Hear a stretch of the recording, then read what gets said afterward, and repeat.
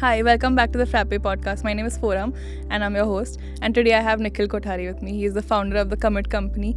He is a very big part of our ecosystem and he's built a lot of products that we also use. So, hi, thank you for being on the podcast. How are you feeling? I'm feeling great. Like I've watched a lot of podcasts myself. Have never been in one, right? Just to the cameraman, if we start talking about like aliens and things like that, just hit cut. Right? Let's not go there. Maybe that can be a separate podcast Yeah. somewhere else, not on the Frappe podcast. Yeah. So yeah, I mean, feeling great. I don't know what we are going to talk about, but yeah. We'll figure it out on the way. Yeah. Yeah, how's Frappe has been this year? Frappeverse was more like last year it was very businessy. This time around it was better. Food was better. Right? Like last year people were complaining about the food. So yeah. this time, the food was better. The plates were really heavy though. So, Okay. we had to hold the plate like this. And then the bowls were also very heavy. Right. I will note that down, I guess. So there wasn't any place to actually keep the plates, right? So it was like very heavy. Yeah. UX. That was no seating for 1,000 people who came. Yeah. But yeah, that was, yeah, I mean, I did not notice the plate specifically, but Yeah. how many years have you been coming to Frappeverse? First conference was an ERP Next conference in 2022.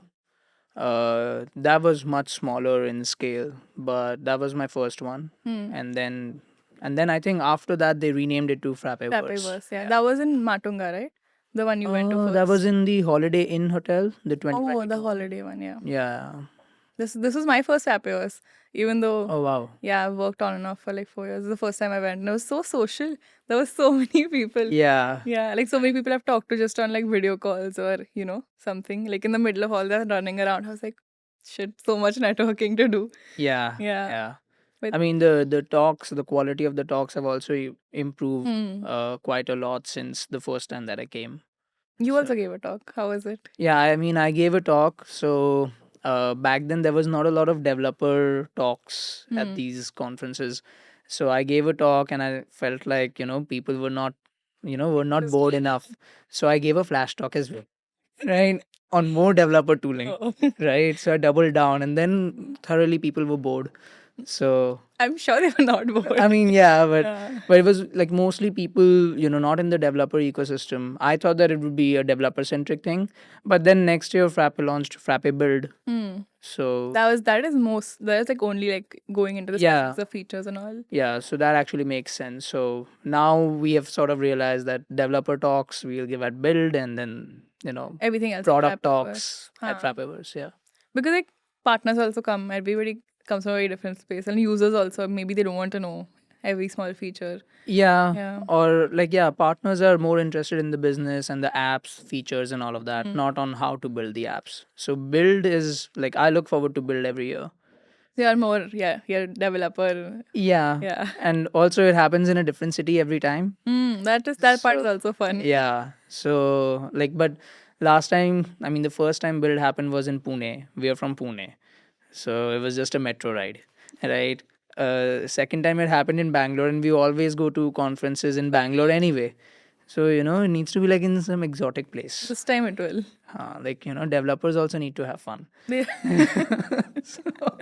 okay. You've been developing most of your life, right? If I'm not. Yeah. Yeah. Like, I started developing in sixth grade. That's quite early, even for like prodigies. Are you a prodigy? I don't think I'm a prodigy. Like, I don't think I'm a very, very good developer. Like, Okay. But you're passionate about it. yeah, I mean, I get into my flow state very easily if I'm developing. Other activities I might not get into my flow state as such. So, but the only reason why I started developing was because my sister was 2 years elder to me in class, right? So she had just started learning computer science in eighth grade.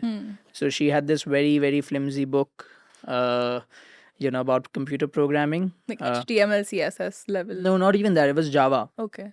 But it was like, oh, you print a statement and you get an output, and you feel very powerful when when you like, okay, I can make this thing do what I want to do. Yeah. Right? Like, yeah. So yeah, I've been a tinkerer, sort of, like, but those are like very common, like, downloading, movies and all from torrent and all, like we used Game cheat. game cheat codes like Road Rash mein, there was, GTA. yeah.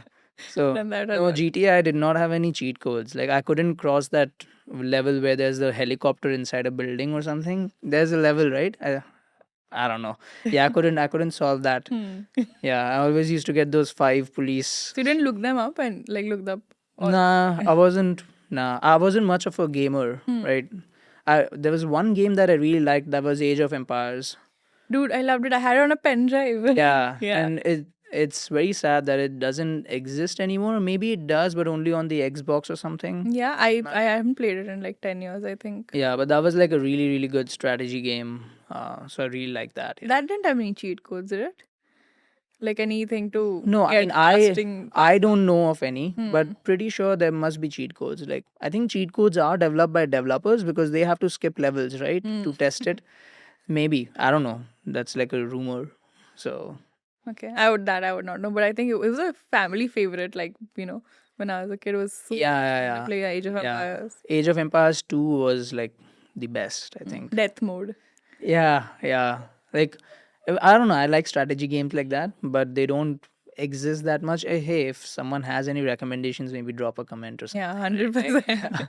I haven't played a good game in a while, Yeah. ever. Like I see people play Candy Crush on metros. Like so, I feel like, I mean, casual gaming, I don't know if it's growing or not, but like I relate to, I don't want like a entire PC setup, like a member of my of my team, he has like an elaborate gaming setup and he games every night, and Oh, yeah, I don't relate to that. I just want something that I can play very easily, right? I like the PSP because you could carry it around like Yeah. the first one. Yeah. And now I'm at NYT Sudoku the game. Uh, That is a level. That's what I do in the metro every day. okay. But yeah, I actually don't remember where we were and how we came to this. Yeah, I was, programming. Programming, yeah. So I started programming in 6th grade. Hmm. Um, so I was in 7th and 8th grade. I think I started programming something more complex. Like, I was one of those kids where, after an exam, everyone would get marks. Huh. Then we used to tally everyone's marks. I was one of those people. Don't judge. Right? But then it was a very tedious process. So I wrote a Java program to do that on the computer. In the Like, 7th grade. yeah, like 7th or 8th grade. Nice. Yeah. Did it like work properly and everything? Yeah, it did. Right. It used to compare. It used to tell, who won, who lost. Like, are you that competitive that I don't think I'm competitive. I mean, I think most, like, I'm very, very self-competitive, if that's a word or phrase. But no, not really competitive in that way. But everyone used to do that, so I was like, why not? why not make a program out of it, right? So Solving issues from 7th grade, 8th grade. I think even if it wasn't software, I would probably be in some sort of job where solving problems is. Yeah, that's probably what gives me the thrill. But feels like very early on you knew that you liked Yeah. software Like programming a lot. I mean, I don't know about software. Like my parents tell me that when I was like a very, very tiny kid, they used to bring like toys, like airplanes and cars, and I used to break them to see where the engine is. Right, like, okay, where are the people seated? Obviously it was like a plastic toy. There was There was nothing it wasn't inside, like a yeah. real life, toy. But so yeah, I think my parents knew that I wanted to be an engineer. Yeah, like software. I mean, I think the access to software is easier compared to hardware. Right, like it's easy to get started. No, you just need a laptop, and like I was very privileged. Growing up, went to a good school. Parents also had access to computers because they were accountants. So yeah, like I grew up with computers, so it's like natural. Yeah, that's fair. Like I was talking to Hussein and he was like he had to, find some, sneaky way to get a laptop in the first place to do all of this. And I was Yeah. like, yeah, that is another like hoop to jump through. Yeah, no, I've been fairly privileged growing up. Yeah, and then like what else did you do in school to like or what projects did you do? Anything fun? Yeah, like in 11th grade we had a school fest, right? And So I found this magazine at the school library or something, and it had a CD at the back. It was like the Digit magazine or something, right? It had a CD of like 200 videos on how to make Android apps, Oh, right? So randomly. yeah, randomly I found it in a drawer or something, right? I mean, it wasn't like from the library itself. It was like just randomly in a drawer, right? And they were forming the school fest committee and all. And I said, you know what? We'll build an app for the school fest. Unprompted, you were just like, let me just do this. So they made me the tech head or whatever it is, right? And then I had to figure out how to make an app because I did not know. I was like just bluffing, like how कर लेंगे. हाँ we'll बना लूंगा यार मतलब so then figured out, watched those videos, figured out how to make Android apps, and then eventually made a Windows Phone app because I had a Windows Phone, so I had to make an app for myself, right? So made an app. Back then I think the idea for the app came about because all the college fests, like IIT Bombay's fest or Who IIT did we go? Yeah. Kharagpur's Spring Fest or something, right? They had apps on the app stores. No one else really did. So I was like, They had apps or websites like. no, they had websites and apps. Acha. Like on the apps, you could get like live scores of basketball matches, for example. Got it. Yeah. So I built an app. We also had like live scores and all of that. Participants could see the schedule and do all of that. It was a very dumb app, but yeah, that was very thrilling. And after that app, I got work just because of it. Like people just assumed that I would know how to make a website because I built an app. I did I not know how mean, to make a it's website. like for people like me who do not are not developers, it's a fair assumption, right? Like, Yeah. and especially if in the 11th grade, like I don't know if it's very early to know enough to build an app or not. Like, Yeah, I mean, I just followed the YouTube, not the. I mean, there was no YouTube. There was like those CDs, and Microsoft had their own learning center, their portal. So just followed those. it was But well received also, right? it was well received. The next year, the juniors, when they did their own fest, they actually just took that app's source code and modified it. I was very Okay. pissed. I was like, this is copyright violation or something, right? Like, just build your own thing, right? Like, I mean, yeah. open source without it actually being open. Yeah, it source, wasn't like- really open source. So they reverse engineered it or they found the file somewhere. I have no idea. Like I did not know that they were doing that. So you do not provide. I mean, not legally, and Yeah, like I was pissed, but then now that I think of it, it was like stupid to be pissed about it. you were also. Yeah, I was like young, Yeah. right? Yeah, but then people like schools, alumni, they wanted websites for their business or their blogs or whatever. And again, I did not know how to make a website. They assumed that I did, and I also assumed that I did. It's a lot of good confidence to get shit done. Yeah, so then I learned how to make HTML and CSS. I mean, I used to make very little money then. Like I used to make like 800 rupees or something like a month, right? But that was very good because back then, the phone bills and all, like the only way that you could get like 1 GB of data was like, doing a recharge of 250 rupees or Yeah, something. internet was not geofied yet. Yeah, it wasn't cheap. Yeah. So, but that was good for then, right? And then eventually, one of the things that I realized was like my skills sucked, right? So I offered to make a new website, like redesign the whole thing by learning new things, right, for free. So I think I've done that quite a few times where I've just improved upon my work without looking at financial returns, and usually those decisions have led to better outcomes in general. Uh, Whenever I've made decisions based on money, it has led to worse outcomes. Maybe because like the passion is different, right? Like the motivation behind each is different. Yeah, To maybe. learn versus to. I don't know what it is, but now it's like embedded in my brain that don't care about the money, to begin with. When you're making the decision, money shouldn't be The biggest factor, yeah, at least. the biggest factor. I mean, it should be a factor, Hmm. right? Like 100%. capitalistic world, you have to You have to care. survive. If it's- Yeah. Yeah. I mean, it was fun. Like, and then my parents shipped me off to Kota, so to study over there, like for physics, chemistry, math. So IIT. Yeah, IITs and all of that. Like, yeah, I did not enjoy my time in Kota at all. Right, You stay there for. for a year Okay. after the 12th grade. Hmm.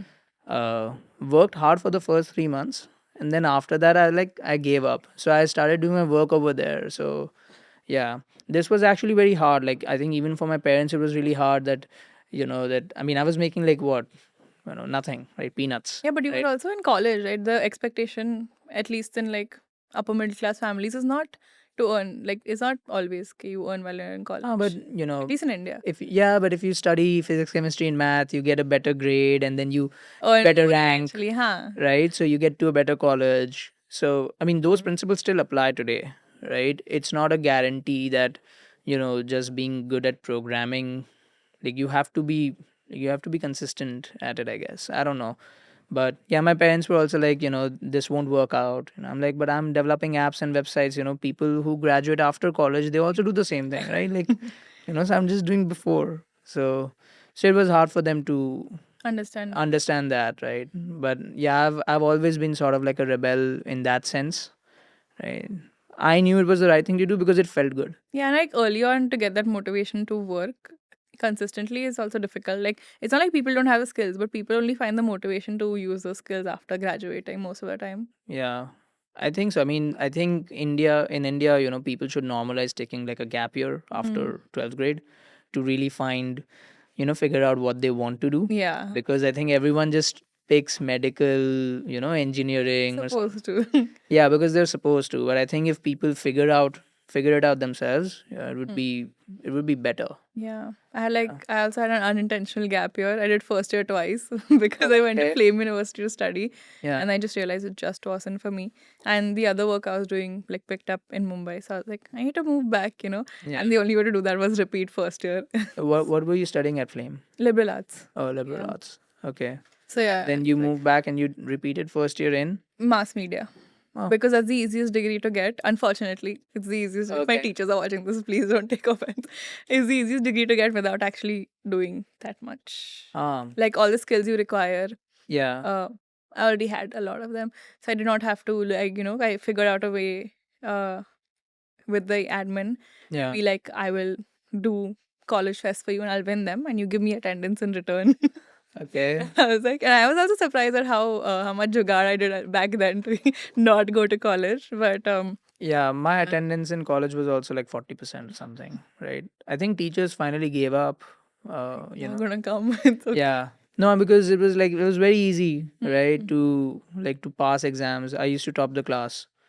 Because I mean, you can just study the last 5 years of papers, And then you're done. Yeah. and you know what's going to be there in the sixth year, right? But I still used to study like from like reference books and not those paper Textbooks. jugaad Acha. books, right? Um, but yeah, like I really enjoyed like studying what I studied in college, right? Even though it wasn't strictly programming. You went to Kota and then you studied where? I studied at a coaching institute over there. Okay. Yeah. And after that, you started working immediately. No. So after that, I gave my exams, Huh. right? And because yeah, then I did not get a good, like I got a very random college. Like it wasn't a random college. It was like the best private college in Bengal, right?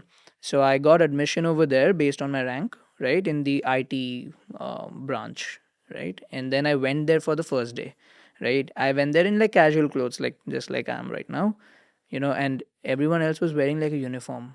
I'm like, where am I? Like, come on, like, In no, I'm not doing college. this. Yeah, in college, like, I mean, like, And it was so crazy. And then they filled up a, like, it wasn't like an auditorium. It was like this huge, like, I don't know, like combined 10 apartments and build one floor, okay. right? And they filled in like 1,000 students, and all they were talking about, like, oh, look at this, we have got 90% placement rates and all of that. I'm like, but what are they doing? Like, like, I get it, like, they got jobs, good for them. But they don't, no, but the colleges don't care what they're doing. They care that they get placed at like Uh-huh. 10 LPA or whatever. So it wasn't really very inspiring. So I was in touch with a college in Pune, and they did not have like, my first preference would be computer science or IT or whatever, right? Because that was my inclination.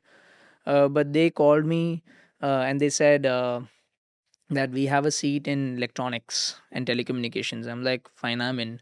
Right? I did not want to be in that college. Like, there was no Look at way that me. I'm wearing school uniform. Right? So yeah, so I made that decision. Right? Didn't ask my parents then. Right? I had already told them yes. They said that you will have to come to Pune next day, 11 a.m. You Right? made it. Yeah, no, I went back home, right? told my parents. My mom was like, why are you leaving and all of that. My dad was looking at flights. I mean, that's one kind of support. Yeah. So, yeah, like 3-4 hours later, I took a flight. That was also like, I'm also like very much into like airplanes and all of that, Okay. right? Like the aviation industry. That was the weirdest flight that I've taken. It was like from Calcutta to Bombay and then from Bombay to Pune. Yeah, I mean, Pune doesn't have a very big airport, right? Yeah, so what? Like, who flies from Bombay to Pune? Right? Nobody flies from Bombay to Pune. Like, You take a car. yeah, like why would you fly from Bombay to Pune, right? Till date, that's the shortest flight that I've ever taken. What's like 15 minutes? No, that was like 24 minutes. Okay. Recently, I took a Same. flight in the US. That was like 25 minutes. So, It's still the shortest flight. yeah. I would not fly from Mumbai to Pune.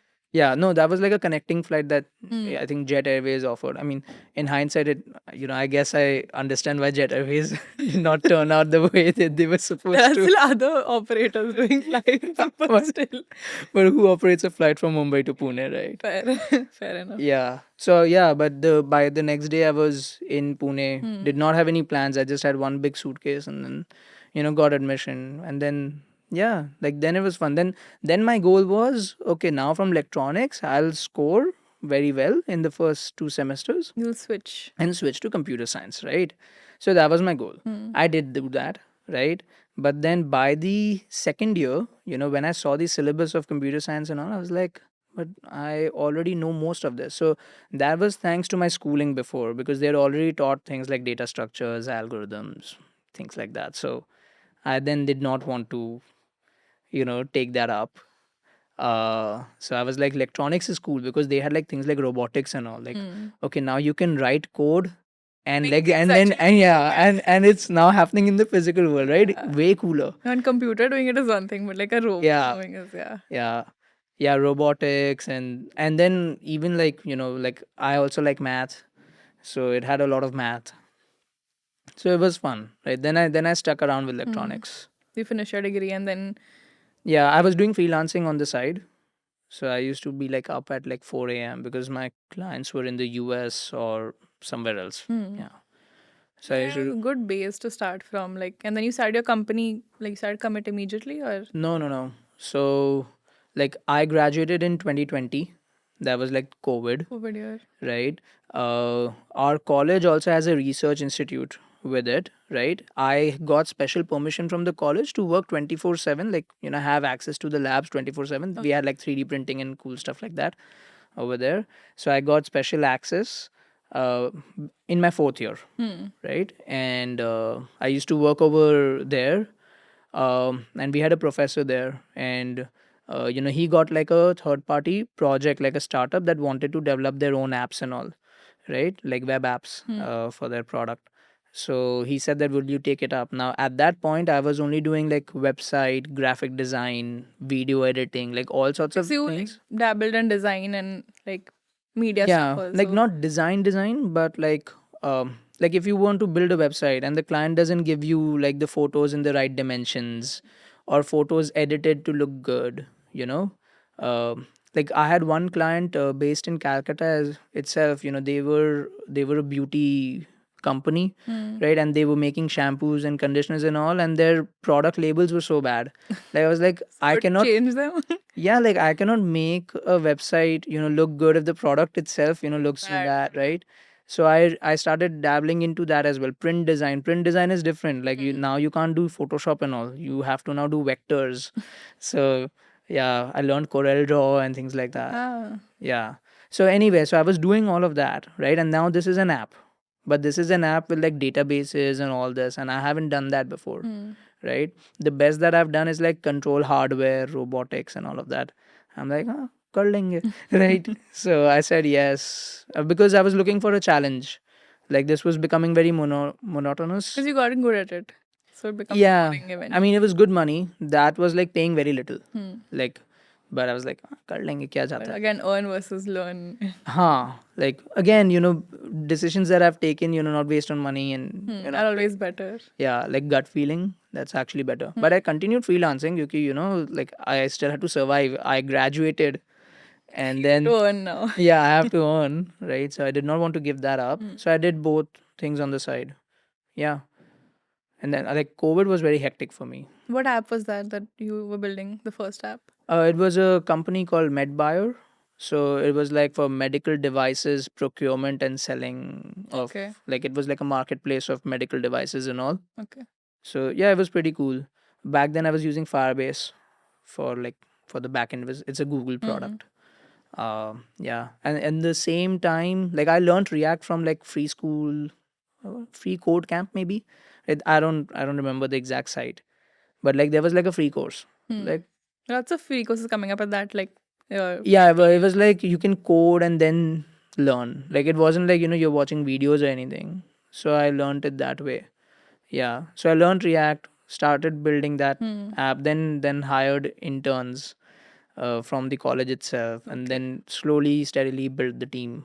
so Right? there you had registered your company and all by that. No. No, just like a team. Yeah, working just on like the product. I was a contractor to my own college. Okay. Yeah. And yeah, and then at the same time, a school friend of mine, he reached out to me and he wanted to build like an influencer marketing platform. So he wanted someone to build the tech out for it. So I was working on that as well. So for those 1.5 years, I was doing like 2-3 things at the same time. So I was completely burnt out. But like it's COVID, you can't go out anyway. Yeah, right? but staying at home plus working all the time didn't get tiring. So I did not like staying at home. Like I went back to Calcutta when COVID started, right? When the lockdown happened, right? Also, by the way, I probably took one of the last flights out of Mumbai to Calcutta because the government had announced that the next day, 12 o'clock. Or like 20th March type. Yeah, something like that. Yeah, like it was one of those last Yeah. flights from Mumbai to Calcutta. Yeah. Anyway, so I don't know where was I. Yeah, like during COVID, you couldn't go out. Like, but when I went back home, I was like, no, I want to go back to Pune and I want to live independently. So in the middle of COVID, I actually moved to Pune. Like as soon as the lockdown lifted, I moved to Pune. Again, my parents were like, "Why are you going?" Why are you going?" My dad did not care much. Again, I think he did not look for flights this time, right? Because Look for I did that flights, huh? myself. But yeah, but again, my parents, like my mom and my sister, they were like, "Why are you going?" But I enjoyed that. Yeah, like, and then I was living alone for 1.5 years in Pune. But I was doing a lot of things at the time. Yeah. And then the influencer marketing app, like, Yeah, like I was so burnt out that I stopped working on it after a while. And then the founder of the company, he eventually got an acquisition deal. And it got acquired by a company here in Mumbai. okay. And then I was supposed to work part time on it, right, for the new company for a year. So I did that for a year, and then at the same time, the college had also gotten more projects. One of them was for the Asian Disaster Preparedness Center in Thailand, and that's when we got introduced to Frappe. Okay. Right. So one of our one of my mentors, he saw Frappe. I think Frappe raised some funding With back then. Series Digital, A, yeah. back then. So they were like making news or something. So we saw Frappe, then we built it on top of ERP Next, a project management tool. Did you care that it was open source, or was that just a plus? Oh no, like so before this, the two apps that I had built were on Firebase. Okay. Right?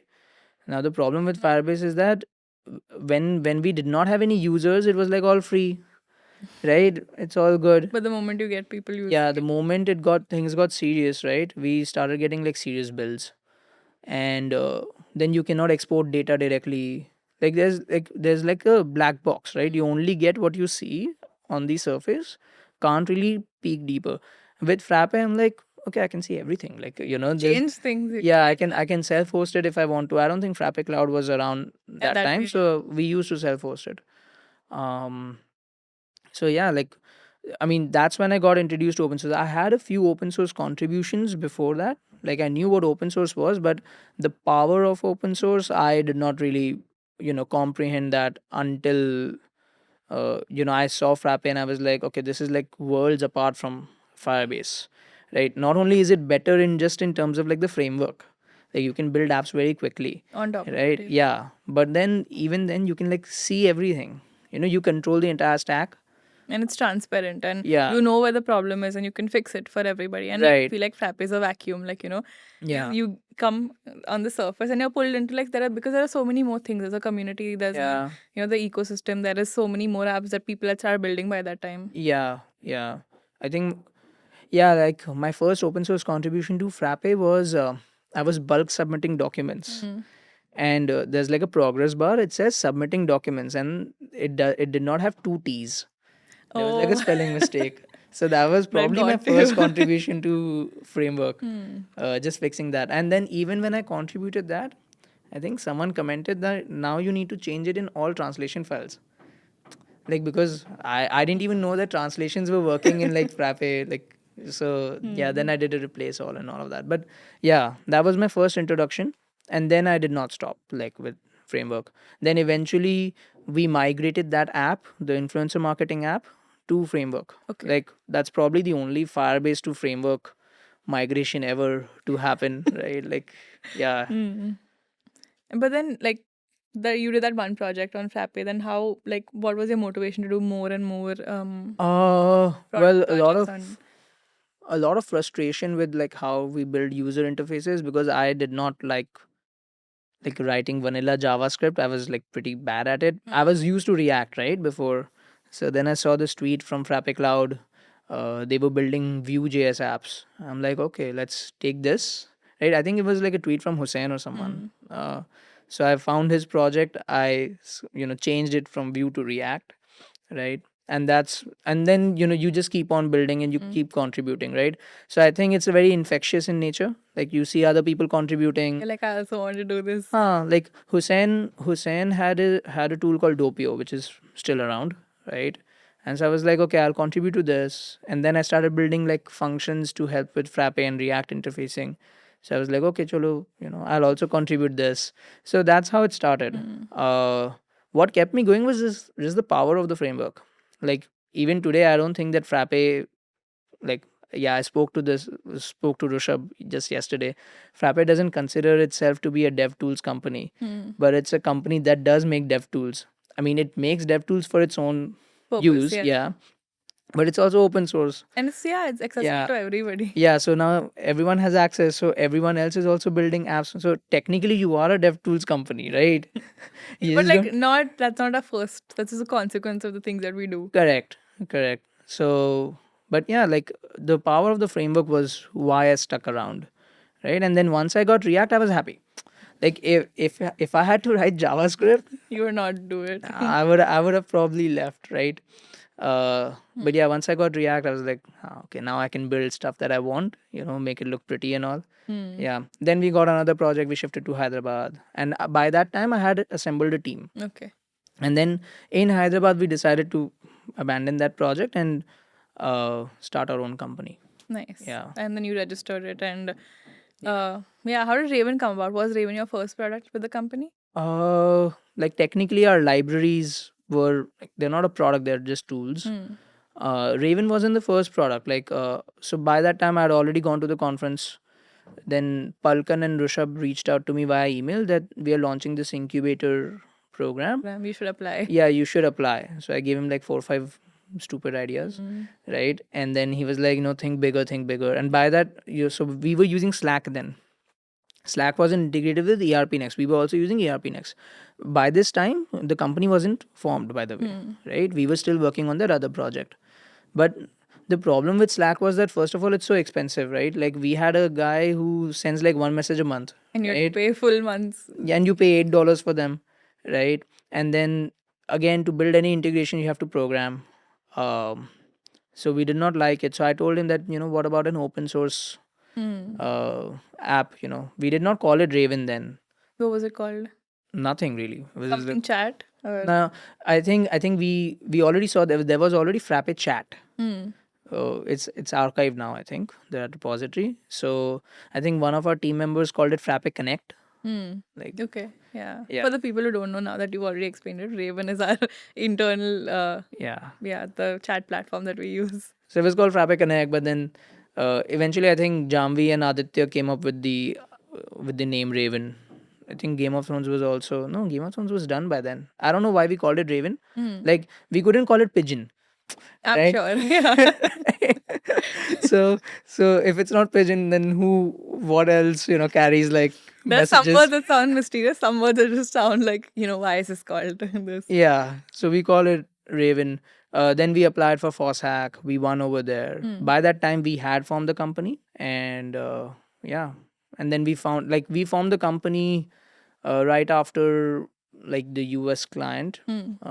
They contacted us, right?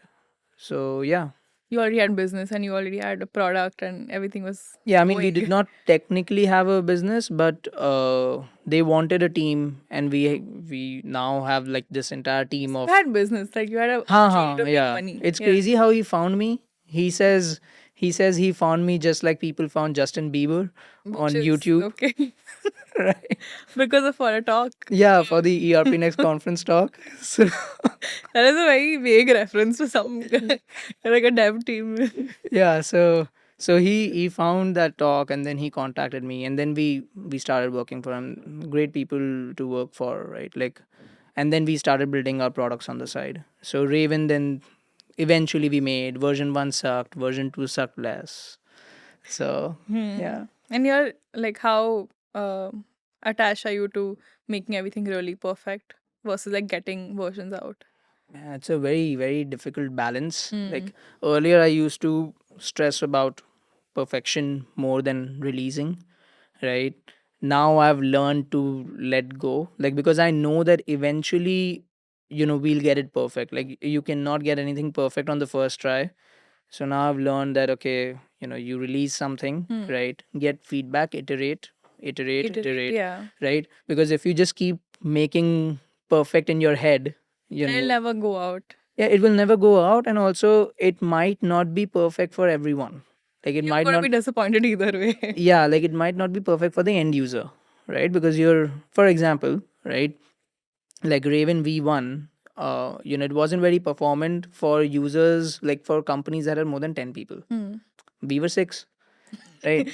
Works fine for us, right? So we could keep perfecting, like the corner radius, and the colors and all of that, right? But after releasing it, and then Frappe tried it once, Frappe has actually tried it thrice. This time they've stuck. Right?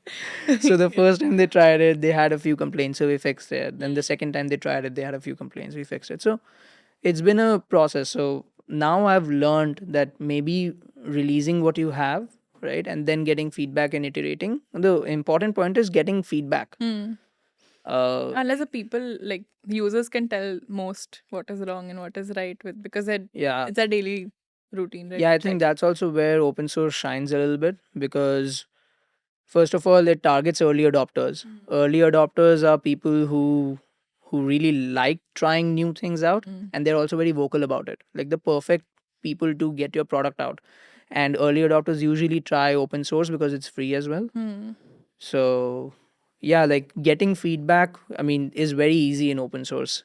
Otherwise, if it's a closed source product, you then integrate a feedback form, And and then maybe people will read it, maybe people yeah, will people not read people it. don't Yeah. take out the time, right? Early adopters are very vocal. So they As it has to be in this kind of community. Like if you're going to get stuff done, you Yeah. have to be the one initiating it, or you have to be the one driving it to make sure that it sticks. Yeah, and then I mean, if you look at Raven V1, maybe next year's conference we'll show V1 versus V2 versus V3, like the You should. UI, right? Like V1's UI, when we made it, we thought it was amazing, right? And then when we made, like, a year later, we were like, nah, it doesn't look that good, right? So V2, we fine tuned it, and now when we made V2, we were like, oh, this is amazing, right? And now we're building V3, and we're like, nah, I mean, that wasn't that good, so we're building V3 now. I think it's a iterative process now. Yeah, it always is. Like you can always do better. There's always something better. Yeah, but you have to like let it simmer, instead of like let it actually be out there, be used, and then only can you build a better version 2 and 3 and 4, How do rather you than know what's wrong? There's only one thing, a certain amount of things that 6 people can figure out, right? yeah, Yeah. exactly. So yeah. You've also mentioned that you're very specific about how things look like aesthetic wise. Yeah, And it was the case with like Raven also and all the other products that we've talked about. like I think Jambi is way more into that. but uh, you know, growing up, you don't grow up like if you grow up in India or any third world country for that matter, you don't grow up around quality a lot. Like if you step outside your house, like the trash over there doesn't look quality, right? So yeah, quality, I don't know about aesthetics, but quality matters a lot, right? And like I think what I've seen is that, even during my freelance career, right, where I actually focused on quality a lot, I used to get better reviews, better feedback, right? Instead of, just again optimizing for like speed and efficiency, it's basically money, right? Like if you focus on the money part and you get, okay, in a freelance business, speed is everything if you want to make a lot of money, right? Because you get one project out, then you get another project out, then you get another project out. So yeah, like whenever I focused on quality, I got better feedback, and then that better feedback eventually led to more clients and all of And that. quality should be, one of the things you pick in that triangle of speed, Yeah, cost, but I think efficiency, and quality is the most important. it is. It's like, yes, you need to ship it out, but you shouldn't cut corners, It's right? gonna cause problems in the future if you got corners. Yeah, Gonna break at one point. yeah. But even then, like, you like looking at pretty things, right? Yeah. Like in general, like even, what I've realized is that people cannot tell whether an app, like let's say you have two food delivery apps, let's say, and you compare them side by side, people cannot tell whether one, like if you ask them explicitly, hey, which app looks better, one of them looks very bad, one of them looks very good, is very well designed, right? People won't be able to tell, most people won't be able to tell, but when they use it, their usage patterns actually tells you that Yeah. what is better. And everybody has preferences, and so many of them are based on these aesthetics. Yeah. Yeah. When I went to Flame, we had a course called The Aesthetics of the Imperfect. Okay. It's a very romanticized name for a course that taught you that things that look good, although materialistic and whatever, they do matter in like everybody's eye. Like no matter, Yeah. you can't ignore the fact that we are human and we will focus on things that I think appease your eyes or all of your senses in one way. Yeah. Like generally people should feel joy when they use your product or service, right? So uh yeah, like aesthetics bring joy. Like obviously if the app, you can make it very pretty, but a pretty error banner is still a pretty error. Right? Yeah, but So it's still, you still need quality in every other area, right? So I think it's not just design or aesthetics, it's like quality all throughout, yeah, like in terms of performance and everything as well. like Amazon's app, it's not aesthetic. Yeah. It's not good. And I sometimes feel like they intended to be that way, like just efficiency, in and out, pay your money, Yeah. just select your delivery date, they're done. But Yeah. I do not like looking at the app at all. Like, Yeah, I don't think it's an aesthetically pleasing app. Like, but even then, if you look at Cred, I mean, okay, they keep changing their designs a lot, but sometimes they have very aesthetically yeah, pleasing marketplaces. But then when you look at user friction in terms of placing an order on Cred versus Amazon, like Amazon is like tap tap tap. and yeah, you're done. that's what. Like they focus more on the efficiency part, Yeah, the how quick you can get a user in and out of yeah. that purchase. Again, it's a fine balance, but I think quality, like one could argue that both apps are quality, right? But in different ways, no? In different One ways. is like Yeah. visual, one is functional. The product manager will then say, okay, what drives growth, right? And then they'll figure out, okay, Amazon strategy is better, right? And they'll write a blog on it. So, but like aesthetics matter, design matters. I think in general, quality matters because quality is, I feel like in an AI slop age, right? Like anyone could technically produce an app very quickly. Like the cost of producing software is going to go down so much, right? Because AI can write a lot of the boilerplate. So quality is the only mode. Yeah, you can cover the basics, but Yeah, like what differentiates, like what separates two products, right? It would be quality. quality. Yeah. Yeah. So like tell me about like how it's been starting a company, how it's been being an entrepreneur, and you're like relatively young. So I don't know, I mean, it's a little challenging because then you're young, and then but the people in your company also younger. yeah. Oh, younger. Yeah. Yeah, like I think only Jambi is my age, right? Everyone else is younger. Um, so yeah, it's kind of weird, but then even then, I grew up watching like Shark Tank, the US version, right? Like, and it was like I knew that I wanted to do something like that, right? Build my own product, Hmm. talk to users. Like it's not just the coding part that I have fun Enjoy. with, yeah, right? But like sometimes it's a little frustrating because there's a lot of boring parts of like entrepreneurship, like filing taxes. Yeah. Admin is just boring. Yeah, admin, HR work, right? Paying bills. Paying bills is boring anyway, whether you're an entrepreneur or not, right? Ah, it also yes. hurts and it's also boring, right? But Fair. like things like that, like but overall, I think it's worth it. Do you want to keep being an entrepreneur your whole life? Oh, probably. Like I don't think that I would fit in anywhere else. Yeah, in another company. Not even another company. Like like I really value freedom, right? Like so being an entrepreneur, you're very free. You can run your organization the way you envision it, right? Uh, well, you can't do that if you're like one tiny cog in a big Yeah. machine, right? So yeah, so I really really value freedom a lot. I mean, ties into open source and all as well, but yeah, like at our company, we have like I think I got this philosophy from Netflix's book, FNR, Hmm. Freedom and Responsibility.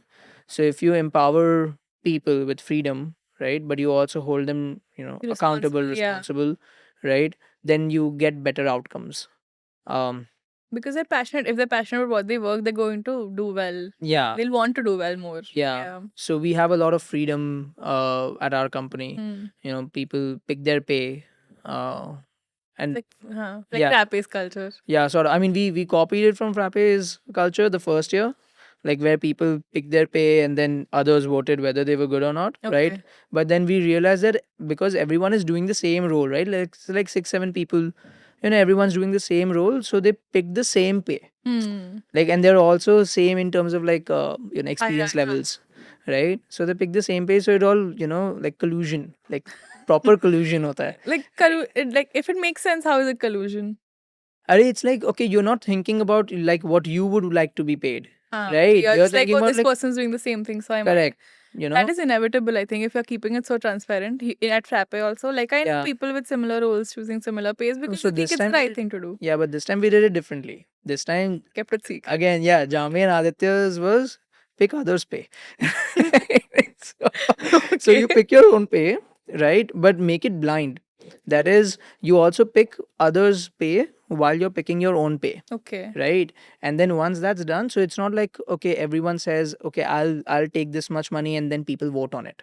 Hmm. It's not that way, So right? whatever the most picked pay is, that person No. gets. Yeah, no, not that way. Okay. So because what you want is you pick your own pay and then you realize, okay, what others expect, Hmm. right? That's essentially the goal, right? Self reflection or whatever, right?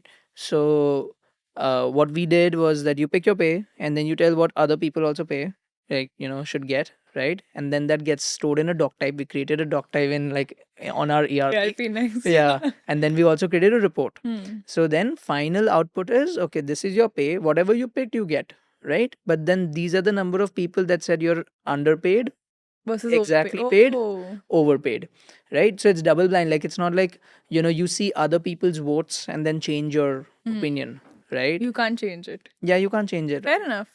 Yeah, Interesting. Fair enough. yeah. Yeah. I don't know how this will work with the bigger. No, it won't work. Yeah. Right? Like when it's like 6, 7 people, yeah, you can do whatever you want to do. Uh, Right? So we changed it. But then even in general, like people have the freedom to, work from home. And we hold them responsible that yeah, you will, you won't go and dance in a pub, right? Like you'll actually work, right?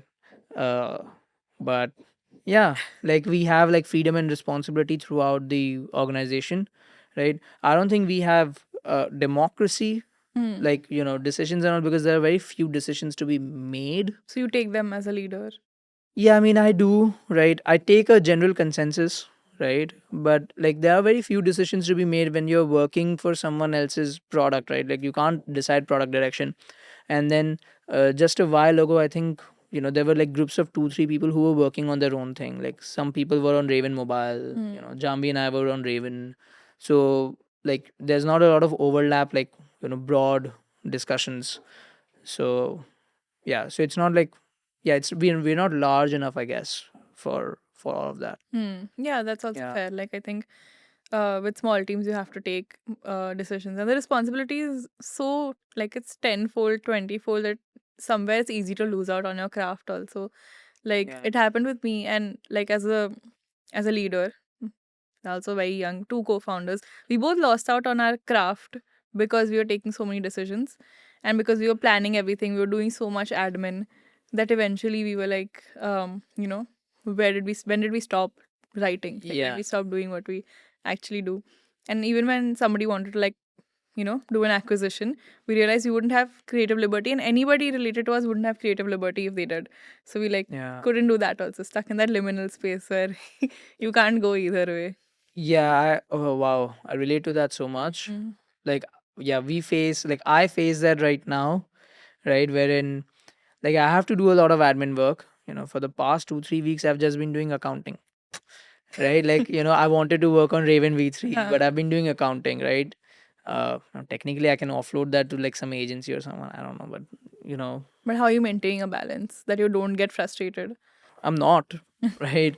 I mean, that's a short answer, right? I'm not. And again, then, you also have to maintain balance. Like, even in work, like, sometimes, there's some like exciting thing, like, Hmm. exciting feature that comes in, but then you cannot take it up because you're also doing a lot of boring work. And so, Yeah. priority wise, like, okay, fine, someone else can have it, right? Hmm. That's been happening very often lately. It comes with the job, I guess. Yeah, I've grown to get, like, I've gotten used to it, Hmm. you know. Hey, after a few years, you do, I think. Like, Um, yeah, for me also, like, now, like, I mean, I thought I would never be able to work in another company because I've never done it before. And Frappe is the only place I've ever worked at, like, freelance or now as an employee also.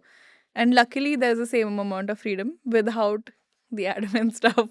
And even though I'm doing different kinds of work and learning new things and all that, it's just yeah, very interesting to, yeah, but just like, at this point, I want to know as much about as many things as I can, just not do like the boring, responsibility stuff all the time. like so the way that I give out tasks, Mm. like even on our project, like not our products, but the service work that we do, right, is like there's like a mix, like 40 to 60% of the work, like 40-60 ratio, there would be between interesting work and boring work, Mm.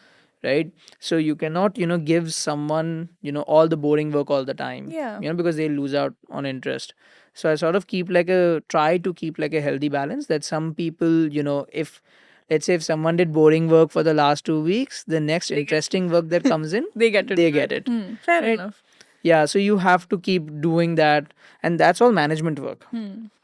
Like, if I was alone, I wouldn't have to do any of that. Like, boring work bhi mera, interesting work bhi mera. And then you'd be burnt out Yeah, but with all of that. yeah, Think, like, yeah. obviously you wouldn't achieve the same velocity, Hmm. without a team. Yeah.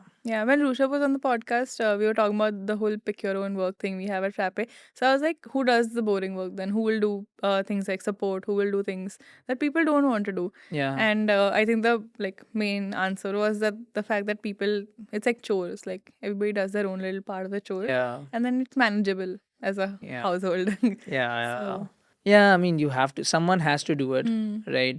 Sometimes I do feel like I have to do more of it, but I mean, I think that comes with the job, to be Yeah, very honest. but like you take time to like switch between admin and then Yeah. your interesting flow state, right? You don't have flow state in admin work. No, there's no flow state in admin work. Surprisingly, there was no.